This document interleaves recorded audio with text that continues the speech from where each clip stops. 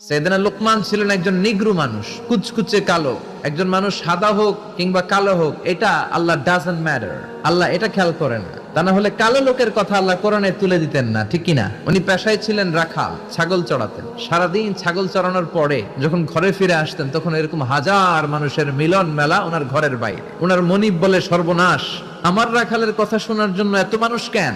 লোকদের জিজ্ঞেস করলো, তোমরা আসছো কেন? সবাই বলে, আপনার রাখাল এটা সাধারণ কোনো মানুষ নয়, সে অসাধারণ মানুষ, সে অনেক বড় জ্ঞানী পণ্ডিত ব্যক্তি। মনিব বলে, আমার রাখাল আবার পণ্ডিত হলো কবে? আজকে একটু টেস্ট করি। ইবনু জারীর আত-তাবারি ওনার তাফসীরের ভেতরে, তাফসীরে তাবারিতে এই বর্ণনাটা এনেছেন। মনিব লোকমানকে বলল, ইয়া লোকমান, ইযহাব ওয়াজবাহ শাতান, যাও একটা ছাগল জবাই করো, ওয়া আখরিজ মিনহা আতিয়াবা মুদগাতাইন, জবাই করে ছাগলের দেহের সবচেয়ে দামি দুইটা অঙ্গ ছুরি দিয়ে কেটে নিয়ে আসো। সাইয়েদনা লোকমান গেলেন, ছাগল জবাই করে ছাগলের জিহ্বাটা আর কলবটা কেটে নিয়ে আসলেন। মনিব আবার